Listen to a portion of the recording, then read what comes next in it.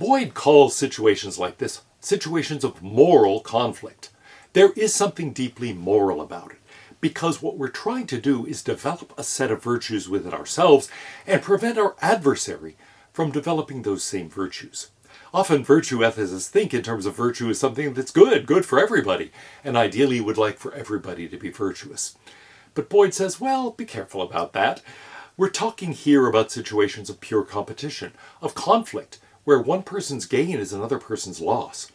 And so we don't really want our adversaries to be virtuous. It ties into Immanuel Kant's point that the intellectual and even the moral virtues are not always good without qualification. We don't want our enemies to be particularly wise. We don't want them to be courageous. We don't want them to be knowledgeable and insightful and persistent and all of that. I'd rather they were kind of foolish and dumb and didn't understand what was going on and didn't know really what to do.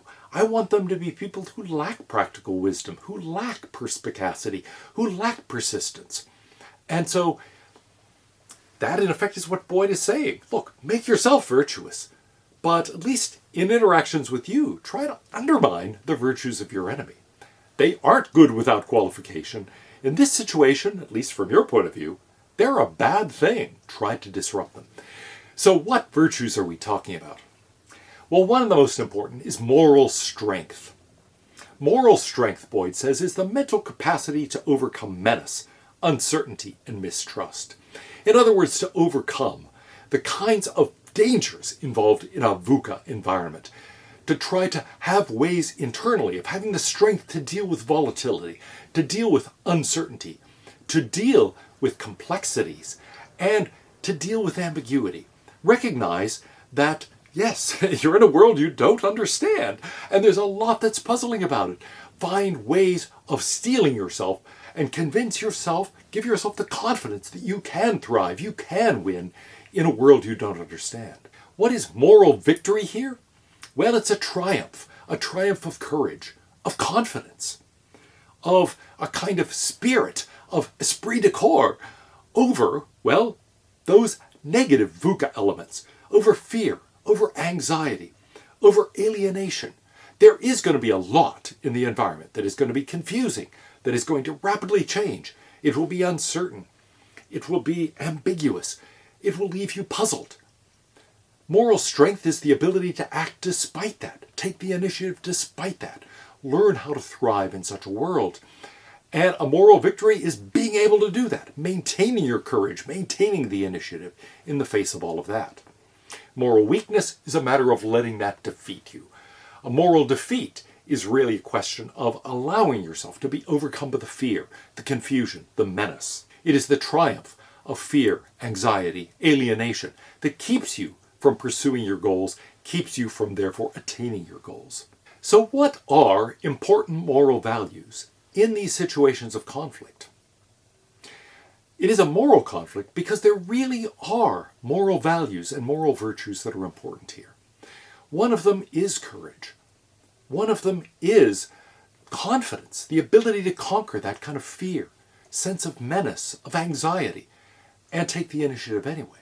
They are, in short, the values and the virtues that enable you to carry on despite a sense of menace, despite fear, despite anxiety, despite mistrust. And so there are going to be special virtues that emerge in these situations of conflict, situations where you fear the outcome, where you feel in danger, where you feel uncertain, where your confidence is shaky. And you've got to develop ways of handling those situations. You might think that the test of ordinary virtues and ordinary values is how somebody lives day to day, or at least how they live when they're not being watched, when they're not being observed. But Boyd has a different point. Often the test comes in more extreme circumstances. Is somebody brave because they're willing to raise an objection in a meeting or ask a question? Maybe. But wait till we're in a serious situation of conflict. What do they do then? I've known plenty of people I thought were virtuous people, I thought were courageous people, until finally things got serious. And there was serious uncertainty, serious ambiguity, where there was very real and hostile conflict. And a surprising number of those people turned out not to be so brave after all, not so confident after all. They might privately tell me later, "You were right, I'm on your side." Would they vote that way? No. And so moral courage, moral strength, moral virtues that Boyd cares about, we could call them conflict-relevant virtues, are those that are tested in precisely those situations. When you really are filled with fear, where you realize there really is something to lose here, and you're in a situation where you don't really understand fully what's going on, things are ambiguous, you realize things could swing strongly either way. Do you then have the courage of your convictions? Are you willing to take the initiative? Are you willing to stand up for yourself and what you believe? Well, that's the real test. So Boyd says there is a sense in which this is real moral conflict.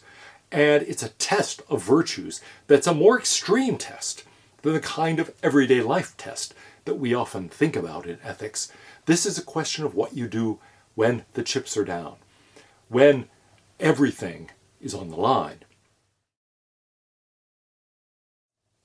In these situations of conflict, of moral conflict, what do?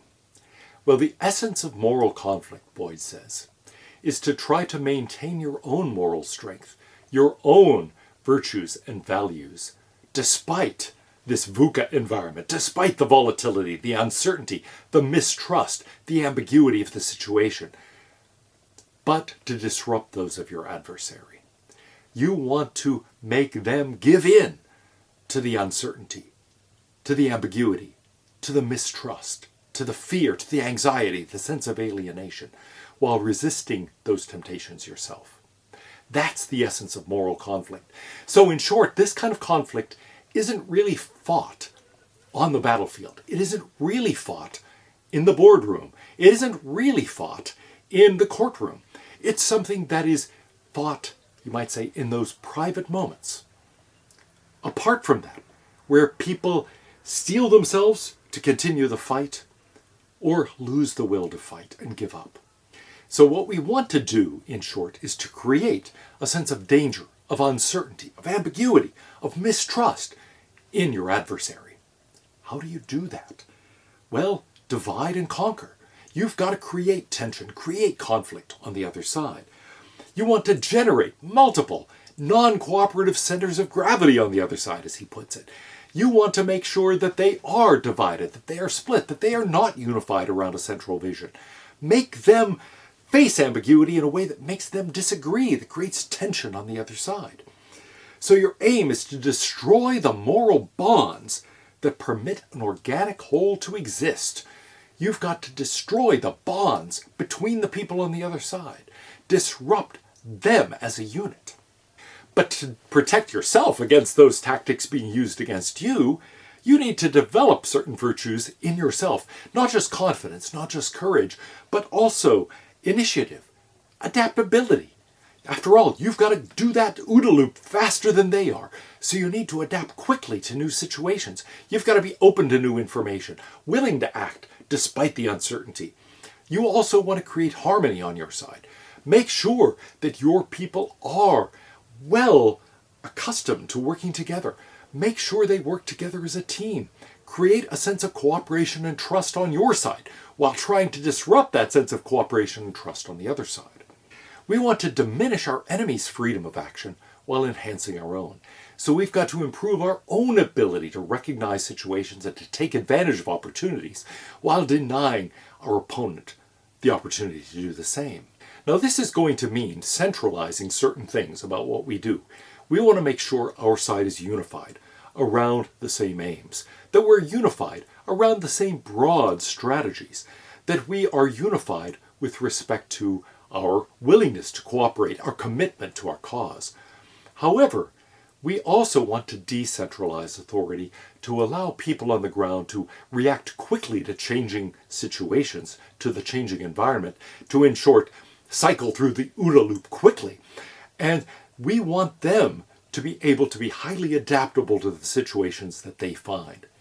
So when I talked about World War I leadership, for example, it tended to be good on this question of unity with respect to aims and purposes, but terrible with respect to decentralizing authority to allow commanders on the front lines to actually make decisions. Too many decisions were reserved for the top. I see many organizations, universities, companies, which as they grow tend to initially leave a lot of decision making at low levels so that people can adapt quickly to changing circumstances. The people who know those situations best can adapt to them. That tends to work very, very well. But then more and more authority gets drawn up to the top. What does it mean? It means in part that the OODA loop slows down, that all of a sudden it takes lots of time. It takes lots of approvals. You not only have to observe, orient, decide, act, but you have to convince your superiors of your observations and of your orientation. You have to convince them that's the right decision. This might take weeks, months, even years in some organizations. And finally then, you can act. By then the situation may have changed. You're bound to be slower than your adversary. And so it's a very dangerous thing for this sort of centralization of decision-making to take place. You want unification centralized on aims. You do not want it on the kinds of decisions that are involved in reacting to a changing environment.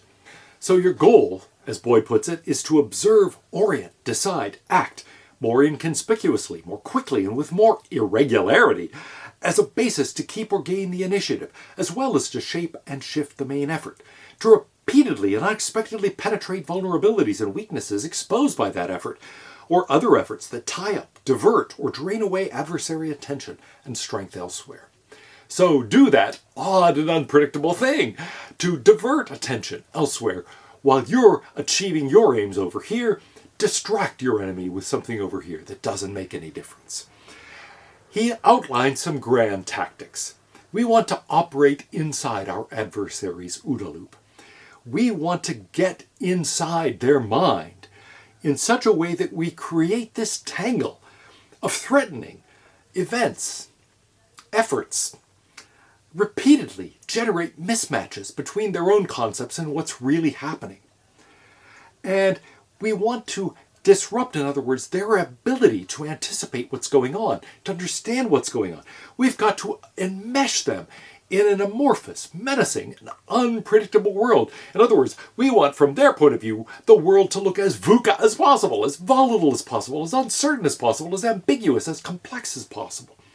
We want to sow confusion, mistrust, doubt, uncertainty, disorder, fear, panic, anxiety on the other side.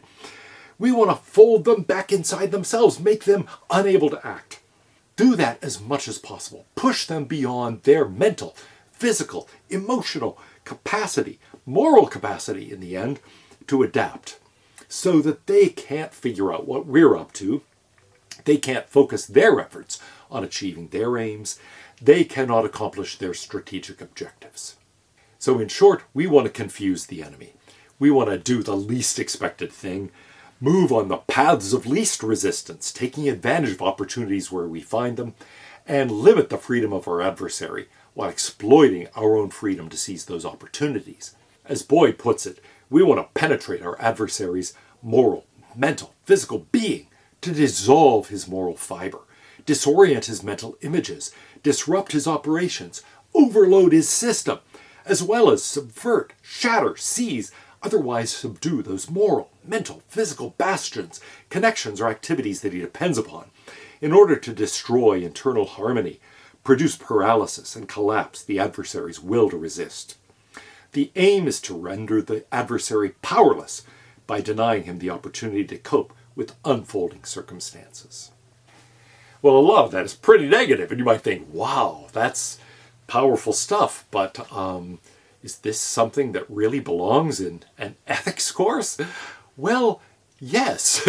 Yes, it does, partly because we have to know how to deal with situations of pure competition, of pure conflict, of warfare, and sometimes it really is warfare. There is no way for us to achieve what we want without somebody else getting hurt. And in those situations, we have to know how to deal with that, what to do.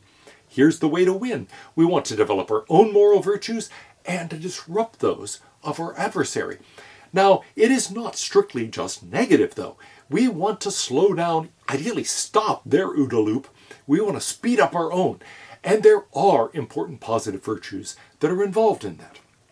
I've talked about confidence, about courage, about seizing the initiative, about being adaptable, flexible, taking advantage of optionality by rationally seeing where our opportunities lie and then seizing them.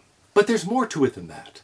We do have to unify our own efforts and those of the people we're cooperating with, the people on our side, as it were. We need a unifying vision to do that. So Boyd says we have to have a vision that inspires our own people and at the same time undermines people on the other side, that has such a strong emotional and intellectual power that it pulls people toward us and that it makes people who are opposing us wonder if they're on the right side after all. The vision thing, as George H.W. Bush put it, is really important. It's what keeps your own side unified and sows a bit of doubt on the part of your adversaries. It's also something that can take neutral parties in between and draw them toward your side. So it can tilt circumstances in your favor. It is important to have a unified, compelling vision. What are then the key virtues? Well, in addition to confidence and courage, they include insight, the ability to peer into and discern the inner nature and working of things. In other words, just as Sun Tzu said, it's a question of understanding the Tao, understanding how things work and how they ought to work, grasping the basic principles, grasping the underlying tendencies of things. It's a question of knowing the ways of the world. Second, initiative, the internal drive to think and take action without being urged, the willingness to seize those opportunities, to act even in the face of volatility, uncertainty, complexity, and ambiguity. There is adaptability, the power to adjust or change to cope with new or unforeseen circumstances. The whole point of the OODA loop is to observe, orient, decide, act, and then react to the feedback and begin the process again, facing the consequences of what we've done before and adjusting our plan accordingly. And finally, harmony. The power to perceive or create interaction of apparently disconnected events or entities in a connected way. We have to have that harmony of vision within ourselves, a harmony of vision among the people on our side, so that we can keep ourselves together, undermine the confidence of those apart from us, and keep us pulling in the same direction. It's important that we're on the same page, but try to confuse our adversary about what page they're on. Well, I've stressed in this a lot of Boyd's ideas that are negative about destroying the moral fiber of the enemy. But there is an important positive side then. We've got to strengthen our own moral fiber, develop our own ability to deal with moral conflict by improving our own ability to react in a world that's volatile, uncertain, complex, and ambiguous. To face that with confidence, to face it with courage, but to be adaptable and to recognize quickly how things are working out, whether our plan needs adjustment. Make the adjustments, act again, and do the same rapidly. We've got to have the wisdom to react to changing circumstances, and the faster we react, the more effective we're going to be.